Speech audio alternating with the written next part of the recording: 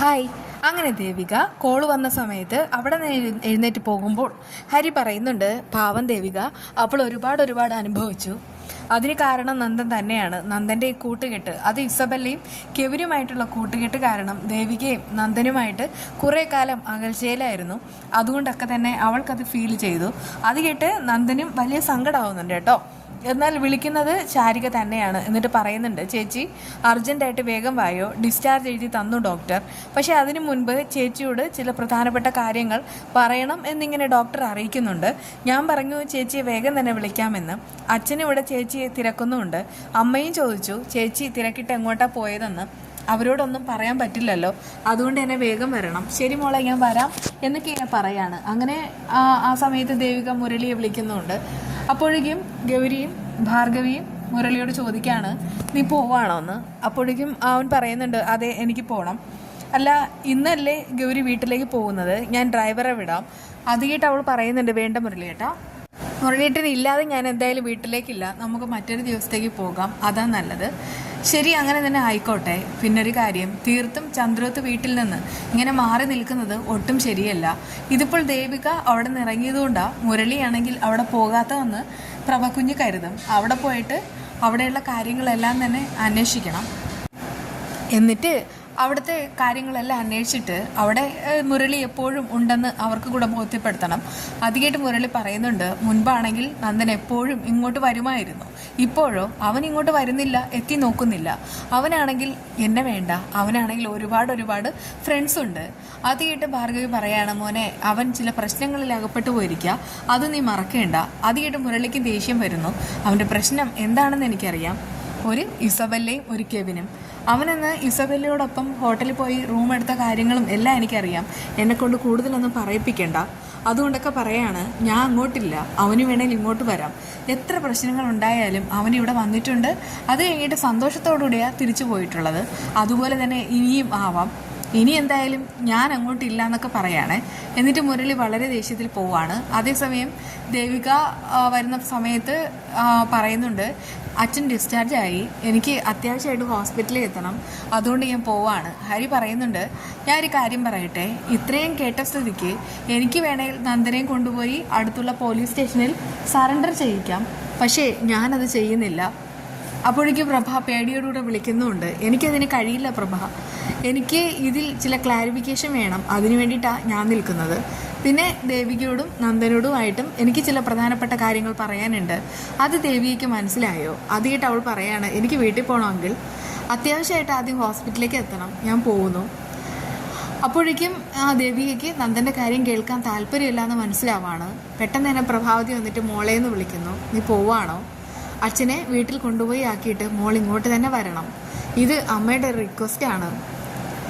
ആ സമയത്ത് ദേവിക പറയാണ്, എൻ്റെ കഴുത്ത് താലി കെട്ടിയ ആളാ നന്ദു ഇപ്പോൾ ഒരു കൊലപാതക കേസുമായി ബന്ധപ്പെട്ടിരിക്കുകയാണ്. ആ ഒരു കൊലപാതകം എന്ന് പറയുന്നത് ഒരു ജീവൻ നഷ്ടപ്പെട്ട കേസാണ്. അതിനൊരു തീരുമാനം ഉണ്ടാക്കണം. പിന്നെ എൻ്റെ കഴുത്തിൽ താലി കെട്ടിയ ആളോട് എനിക്കും ചില ഉത്തരവാദിത്തങ്ങളൊക്കെ ഉണ്ട്. ആദ്യം ആ ഒരു പ്രശ്നം തീരട്ടെ, അത് കഴിഞ്ഞിട്ട് എന്താണെന്ന് വെച്ചാൽ തീരുമാനിക്കാം. ഇനി ഞാൻ കൂടുതലൊന്നും പറയുന്നില്ല എന്നൊക്കെ ഇങ്ങനെ പറഞ്ഞിട്ട് ദേവിക അവിടെ നിന്ന് പോവാണ്. ആ സമയത്ത് ഹരിക്ക് മനസ്സിലാവുന്നുണ്ട് ദേവികയുടെ സങ്കടം. അതുകൊണ്ട് തന്നെ അവരോടൊക്കെ പറയുന്നുണ്ട്, ദേവികയുടെ സങ്കടം കണ്ടില്ലേ എന്ന്. പ്രഭാവതി പറയാണ്, ദേവികയ്ക്ക് മാത്രമല്ല സങ്കടം, ഞങ്ങൾക്ക് എല്ലാവർക്കും ഇക്കാര്യത്തിൽ വലിയ സങ്കടമുണ്ട്. എന്തായാലും എനിക്കിപ്പോൾ പെട്ടെന്നൊരു തീരുമാനം എടുക്കാൻ പറ്റാത്തതുകൊണ്ട് പ്രഭയോട് തനിച്ചൊന്ന് സംസാരിക്കണം എന്നിങ്ങനെ അറിയിക്കുമ്പോൾ തന്നെ സിദ്ധാർത്ഥൻ പറയുന്നുണ്ട്, ഞങ്ങൾ മാറിത്തരാമെന്ന്. അങ്ങനെ നന്ദനെ വിളിച്ചിട്ട് സിദ്ധാർത്ഥൻ മാറുകയാണ്. അപ്പോഴേക്കും അദ്ദേഹം ചോദിക്കുന്നുണ്ട്, പ്രഭ, സാധാരണയാണെങ്കിൽ ഈ മക്കൾ എന്തെങ്കിലും കുറ്റങ്ങൾ ചെയ്താൽ അമ്മമാരാണ് മക്കളെ പ്രോത്സാഹിപ്പിക്കുന്നത്, അവരോടാണെങ്കിൽ ഒന്നും പറയില്ല. പക്ഷേ അച്ഛൻ അങ്ങനെയല്ല, അച്ഛനാണെങ്കിൽ ഉറപ്പായിട്ട് തല്ലു കൊടുക്കും. ഇവിടെ നന്ദനൊരു തെറ്റ് ചെയ്തു, ഇതിൽ നന്ദൻ പറയാത്ത പല കാര്യങ്ങളും ഉണ്ട്. പക്ഷേ പ്രഭ എന്തൊക്കെയോ മറയ്ക്കുന്നുണ്ട്. നന്ദൻ എന്നോട് പറയാത്ത പല കാര്യങ്ങളും പ്രഭയ്ക്ക് അറിയാമെന്നിങ്ങനെ എൻ്റെ മനസ്സിൽ പറയുന്നു.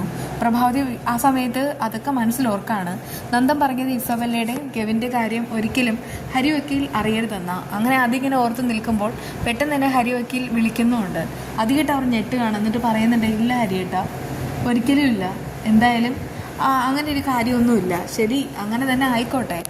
പിന്നെ ഞാൻ തന്നെ കുറ്റപത്രം തയ്യാറാക്കാം. അതിനു മുൻപ് തെളിവുകൾ, സാക്ഷികൾ എല്ലാം അറിയണം. എന്നിട്ട് ഞാൻ വരാമെന്നൊക്കെ പറഞ്ഞിട്ട് അദ്ദേഹം പോവുകയാണേ.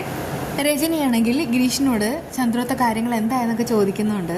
അങ്ങനെ ഹരിയെങ്കിൽ വന്നതും എന്നിട്ട് ഹരിയാണെങ്കിൽ കാര്യങ്ങളെല്ലാം നന്ദനോട് ചോദിച്ചതും അവരെല്ലാവരും കാര്യങ്ങൾ പറഞ്ഞതും എല്ലാം അറിയിക്കാണ്. ദേവിയും വന്നെന്ന് പറയുമ്പോൾ രജനിക്ക് കുരു പൊട്ടുന്നു. രജനി പറയാണ് അവൾ എന്തിനാ വന്നത്, അവൾ അങ്ങോട്ട് വന്നിട്ടുണ്ടെങ്കിൽ നന്ദനെ അവൾ അകത്താക്കാൻ തന്നെയാവും.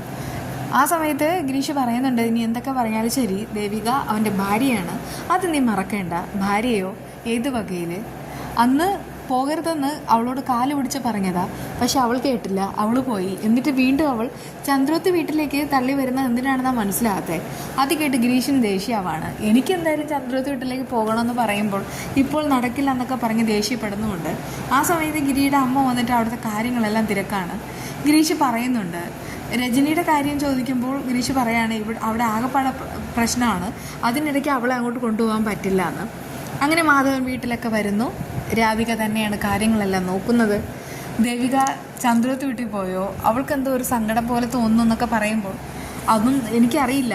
എന്തായാലും ശാരികയും ദേവികയും പുറത്ത് സംസാരിച്ചുകൊണ്ട് നിൽക്കുകയാണ്. നമുക്കത് പിന്നീട് നോക്കാമെന്നൊക്കെ പറയാണ് കേട്ടോ. അതേസമയം ശാരികയാണെങ്കിൽ ദേവികയുടെ കാര്യങ്ങൾ തിരക്കുമ്പോൾ ഹരിയെങ്കിൽ വന്നതും കാര്യങ്ങളെല്ലാം പറഞ്ഞതും ദേവിക എന്നെ പറഞ്ഞു കൊടുക്കുന്നു. എന്തായാലും നന്ദൻ്റെ കാര്യം ഓർത്തിട്ട് എനിക്ക് ടെൻഷനുണ്ട്. നെഞ്ചിലാണെങ്കിൽ ഒരു തീ എടുത്ത് വെച്ചതുപോലെ എനിക്ക് തോന്നണേ.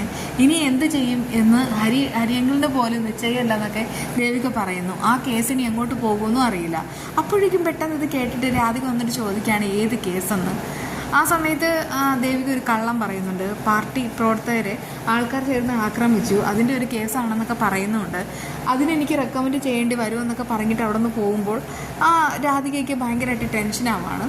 അതേസമയം ശാരികയൊന്നും വിട്ട് പറയുന്നതുമില്ല. അരുന്ധതിയാണെങ്കിൽ ഓഫീസിലെ കാര്യങ്ങളൊക്കെ ആകെ ടെൻഷൻ അടിച്ച് ഫോണിൽ വിളിച്ച് സംസാരിക്കുന്ന സമയത്താണ് CP അങ്ങോട്ട് വരുന്നത്. അവരെ ഡിസ്റ്റർബ് ചെയ്യേണ്ട എന്ന് കരുതിയിട്ട് CP കുറച്ച് സമയം നോക്കി നിന്നിട്ട് പോയിട്ട് മുഖമെല്ലാം വാഷ് ചെയ്യാൻ പോവുകയാണേ. ആ സമയത്താണ് യാദൃച്ഛികമായിട്ട് ആ ഋഷി അങ്ങോട്ട് വരുന്നത്. രണ്ടുപേരും കണ്ടുവെങ്കിലും ഋഷി ആദ്യം കണ്ടതുകൊണ്ട് അവൻ മിന്നായം പോലെ ഒളിക്കുകയാണ്. പക്ഷേ CP പറയുന്നുണ്ട് കള്ളനെന്ന്. അവൻ പോയിട്ട് റൂമിൽ കയറി വാതിലടയ്ക്കുകയും ചെയ്യുന്നു. അരുന്ധതിയുടെ ICP വന്നിട്ട് പറയുന്നുണ്ട് ആ മുറിയിൽ ആരോ ഉണ്ട്, അതിനകത്ത് കയറിപ്പോന്ന് ഞാൻ വ്യക്തമായിട്ട് കണ്ടതാണ്. ഇവിടെ ഒന്നും ആരുമില്ല, ഞാൻ മാത്രമേ ഉള്ളെന്നൊക്കെ അരുന്ധതി പറയുന്നുണ്ടെങ്കിലും അദ്ദേഹം അത് കണ്ടതുകൊണ്ട് തന്നെ നിശ്ചയമായിട്ട് പറയാണ് വേഗം തന്നെ പോലീസിനെ വിളിക്കാൻ. പോലീസ് വരണം, അല്ലാതെ രക്ഷയില്ല മാഡം പോലീസിനെ വിളിക്ക്, അവൻ അതിനകത്ത് തന്നെയുണ്ട്, അല്ലെങ്കിൽ അവൻ വാതിൽ തുറക്കും എന്ന് പറഞ്ഞിട്ട് അയാൾ വാതിലൊക്കെ ചവിട്ടി പൊളിക്കാനായിട്ട് പോവാണ് കേട്ടോ. അരുന്ധതി പറയുന്നുണ്ട് വീണ്ടും അവിടെ ഒന്നും ആരുമില്ല എന്ന്. ശരി, പക്ഷേ മാഡത്തിന് ഞാൻ തെളിയിച്ചു തരാം, മാഡം പോലീസിനെ വിളിക്കാമെന്നൊക്കെ പറഞ്ഞിട്ട് നിൽക്കുകയാണ്. മിക്കവാറും ഇപ്പോൾ തന്നെ ഋഷി അങ്ങോട്ട് വരാൻ ചാൻസ് ഉണ്ട്, എന്നിട്ട് കാര്യങ്ങളെല്ലാം അവതരിപ്പിക്കാനും ചാൻസ് ഉണ്ട്. പക്ഷേ CPയുടെ നിലപാട് എന്തായിരിക്കും എന്ന് കണ്ടു തന്നെ അറിയണം. ഓരോ ദിവസം കഴിയും തോറും ഈ ഒരു കേസ് ഇങ്ങനെ വളരെയധികം ജാഗ്രതയോടുകൂടെ മുന്നോട്ട് പോവുകയാണ്. ബാക്കി വിശേഷങ്ങൾ കാണാം. ബൈ.